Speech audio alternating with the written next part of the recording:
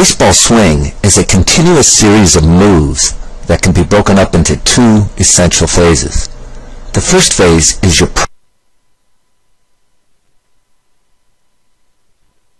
preparation to swing the bat. We want to prepare to swing the bat on every pitch. The second phase of the swing is the swing itself, or the swinging of the bat. We get ready to swing on every pitch, but we will make a decision on whether to stop or hold up the second part of our swing based on the speed and the location of the pitch. The goal is to have these two parts of the swing work seamlessly together when we are swinging, but also have the ability to hold up our swing if the decision to stop is made.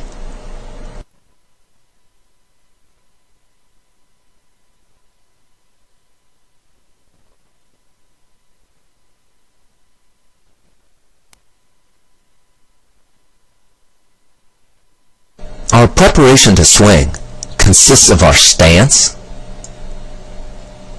our negative move, shifting our weight into our back leg, our positive move, which generates energy, everything all the way up to toe touch.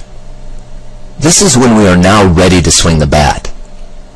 It is this first part of our swing that is the hardest part of hitting, and where most of our problems in our swing originate. It takes a lot of practice to get to this position with timing, but if we do, hitting becomes much, much easier. If we go back and we look at our Major League models, you'll see that they all prepare a little differently. They all prepare to swing in different ways, but they all use slow, controlled, and repeatable movements to get to a good, ready position. It is these slow and controlled movements that allow them to consistently get to a good position with good timing, and ultimately make good decisions on pitches. Remember, you have plenty of time to get ready to swing. It is the second phase of the swing where we need to be efficient, the swinging of the bat itself. Because we have to be efficient, all our models will get to virtually the same position at toe touch and remain virtually the same throughout the rest of their swing.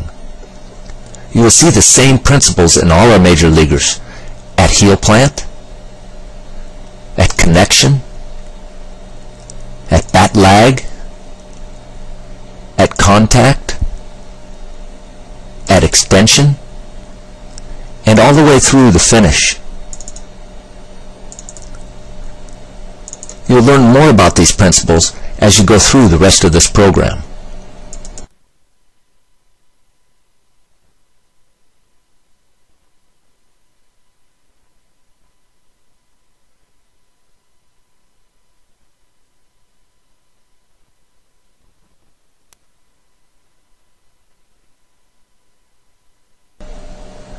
The second part of your swing should feel like a smooth acceleration of the bat through contact and a smooth deceleration through the finish. This is very much like a swing on a playground, where the swing will start back slow, accelerate down through the bottom, and then decelerate again up at the top. This is really why we call it a swing. Any jerky movements in our swings are really inefficient adjustments, which cost us both time and energy that we could have used in our swing. If we go back, in summary, your preparation to swing should be done with slow and controlled movements and be in reaction to the movements of the pitcher. And the second part of your swing should be a smooth acceleration through contact and be in reaction to the speed and the location of the pitch.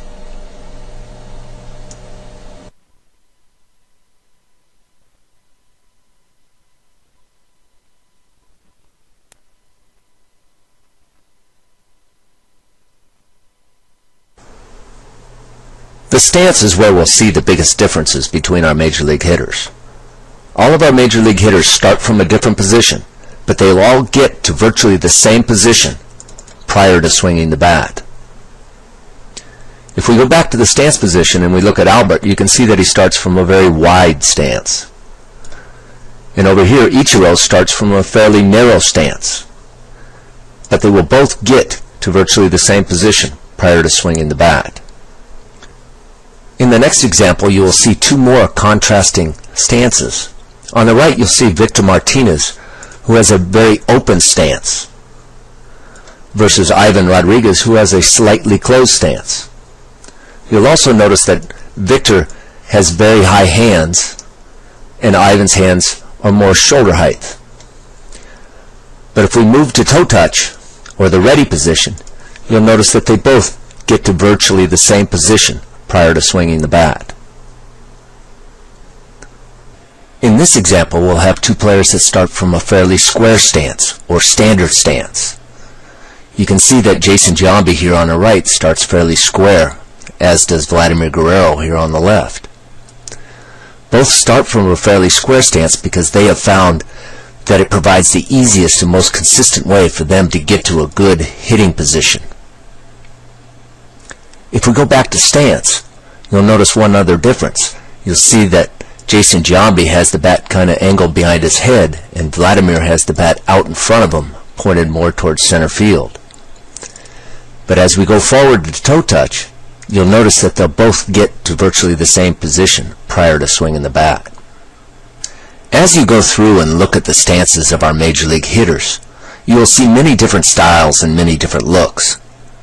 This is really a matter of personal preference because they will all end up in that same key position. The real goal is to find a stance that allows you to consistently get to a good hitting position with timing.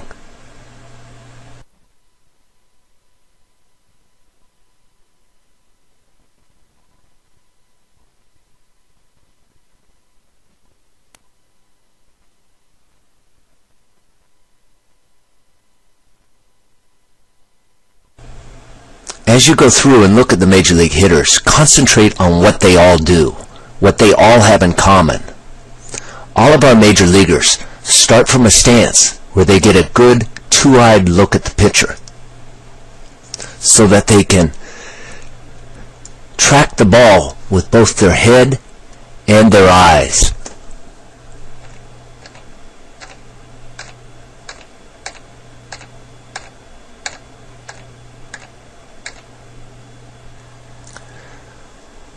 All of our major leaguers start from a good athletic position with their head between their knees and their knees between their feet. This allows them to control their center of gravity and their weight shift throughout the swing.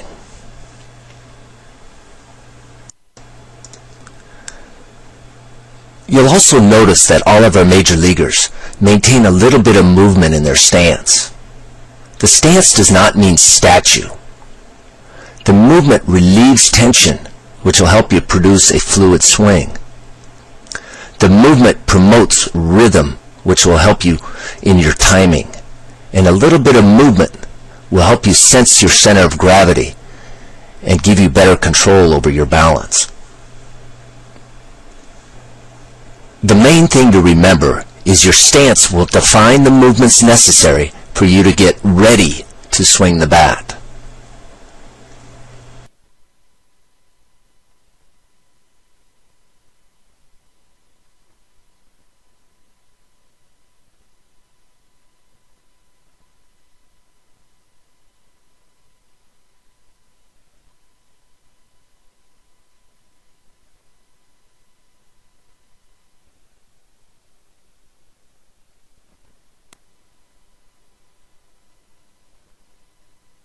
The stance is where you'll see the biggest differences in our major league models. You'll see some of our major leaguers will start with a fairly narrow stance, others with a little wider stance. Some will be open, some will be slightly closed. But the majority of them will start with a fairly square stance because they have found that to be the most consistent way for them to get to a good hitting position. They will all start differently, but they will all get to virtually the same position when they're ready to swing the bat. It really doesn't matter where we start from, as long as we get to that good hitting position with timing. You'll see major leaguers that will start with an open stance. You'll see major leaguers start with high hands or low hands. But they will all get to a good hitting position with timing. You should try different stances to find out which one you can easily and consistently get to that good hitting position, in a position where you're ready to swing the bat.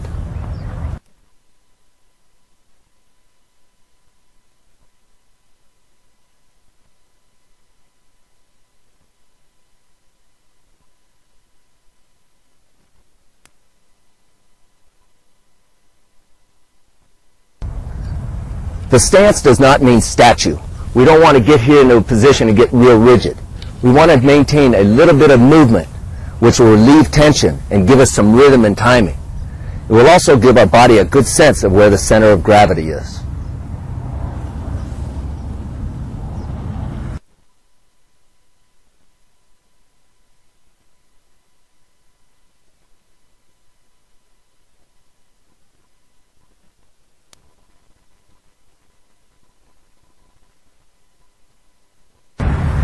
A good analogy to help your students understand the movements that are going to be necessary to get to a good hitting position is to have them start from different stances. Start from an open stance and prepare to skip a rock off the top of the mound.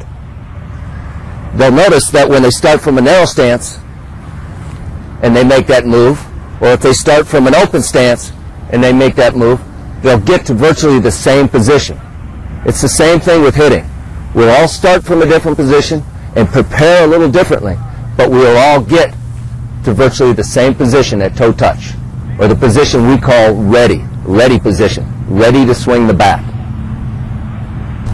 The second step is to replace the ball with the bat and have them make those same movements as if they were going to skip a rock off the top of the mound. And you'll see that they'll make all those necessary movements to get ready to swing, as if they were just getting ready to throw a ball side on. Have them try different positions and different stances and different movements to get ready. And you'll find that they'll all get to virtually the same position to skip a rock or to swing a bat. You can start them from an open stance and have them get ready to skip that rock or turn a double play.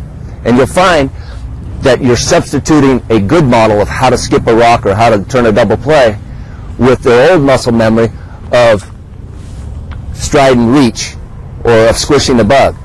What we want to see is by changing their starting point, they're able to rebuild a model of how they get to a good hitting position with timing.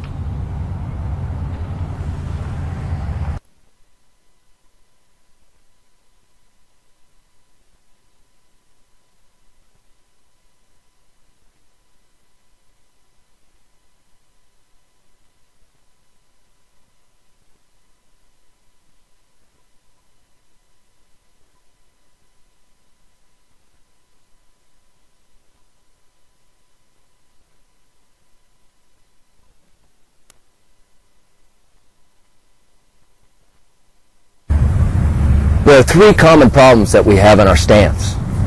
The first one is getting too wide, which will inhibit our negative and our positive move, or make it more difficult to generate that energy to go into rotation. The second one is standing too close to the plate, where we don't have any room for our arms to swing without our hands going out over the plate and then across our body to hit the inside pitch. The third one is standing too far away from the plate, where we can't release out to the outside part of the plate and cover the whole plate. You'll see most of our major leaguers at the bat lag position, you'll see that their hands are still inside the inside part of this plate, and their hands can travel down the line even on an inside pitch. But you'll also see that they'll be able to release out and cover the outside pitch. You want to be in a stance where you're able to cover both the inside without having your hands go over the plate and the outside pitch.